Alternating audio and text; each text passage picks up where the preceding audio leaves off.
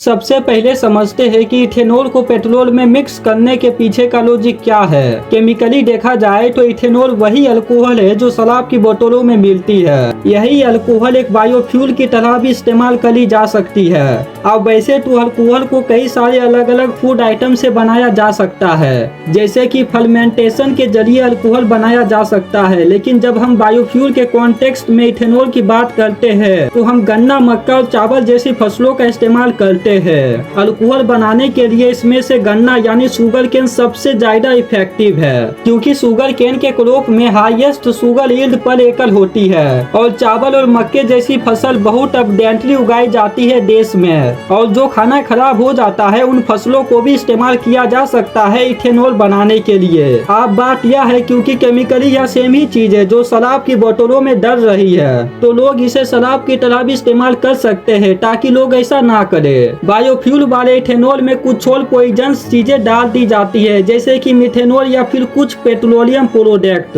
लेकिन बायोफ्यूल के कॉन्टेक्स्ट में साइंटिस्ट ने यह देखा कि इथेनॉल पेट्रोल में अच्छी तरीके से मिक्स हो जाती है और यह एक ऑक्सीजन की तरह काम करता है, जिससे पेट्रोल अच्छे से बर्न होती है। कई रिसर्च पेपर्स यह दिखाते हैं कि इथेनॉल से पेट्रोल के मुकाबले कम एयर पोल्यूशन भी होता है। नीति आयोग की एक एनालिसिस के मुताबिक गन्ने से बने इथेनॉल से पेट्रोल के मुकाबले 65% कम ग्रीन हाउस एमिशन होता है। इसके अलावा पेट्रोल बनता है क्रूड ऑयल से और क्रूड ऑयल के दाम बहुत ही ज्यादा ऊपर नीचे होते रहते हैं। दुनिया भर में जियोपॉलिटिकल सिनेरियोस को देखकर अक्सर देशों को लाखों करोड़ों रुपए खर्च करने पड़ते हैं दूसरे देश से क्रूड ऑयल इंपोर्ट करने के लिए, तो उसका भी बहुत ही बड़ा खर्च आ जाता है। लेकिन दूसरी तरफ इथेनॉल एक ऐसी चीज है जो देश के अंदर मौजूद फसलों से ही बनाया जा सकता है। यही दो सबसे बड़े कारण है जिसके वजह से दुनिया भर के कई देश पेट्रोल में इथेनॉल मिलाते हैं। इंडिया में जनवरी 2003 में ही इथेनॉल ब्लेंडेड पेट्रोल बेचा जा रहा है। करीब 22 साल पहले की बात है, तब पेट्रोल में केवल 5% इथेनॉल मिलाने का टारगेट था, लेकिन शुरुआत में प्रोग्रेस काफी स्लो था। 2014 तक एवरेज इथेनॉल ब्लेंडिंग सिर्फ 1.5% तक ही पहुंची थी। 2014 में बीजेपी की सरकार आने के सिर्फ एक महीने के अंदर ही इथेनॉल ब्लेंडिंग की लिमिट को 5% से 10% तक कर दिया गया था। 2018 में सरकार ने एक नया टारगेट सेट किया था,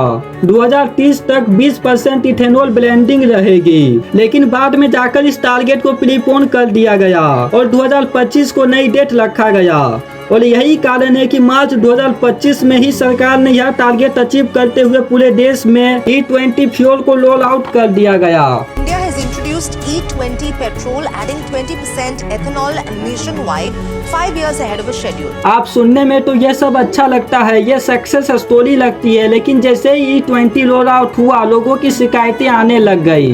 देश की सरकार आपने बहुत अच्छे काम कर लिए, लेकिन इस चीज के लिए मैं आपको कभी माफ नहीं करूंगा। अभी 3,500 रुपए का कल मैंने तेल भरवाया था, लिटरली आधा हो चुका है। मेरी गाड़ी की माइलेज पहले 12 की थी, वो कम होकर 9.5 की माइलेज हो गई है, और किस वजह से? सिर्फ आपने जो E20 फ्यूल लॉन्च किया है उसकी वजह से। आई होप आपको यह वीडियो पसंद आया होगा। अगर आपको यह वीडियो पसंद आया हो तो हमारे चैनल को सब्सक्राइब करके बेल आइकन को जरूर प्रेस कर दीजिएगा। हम आपसे मिलते हैं किसी अगले वीडियो में नई टॉपिक के साथ। तब तक के लिए धन्यवाद।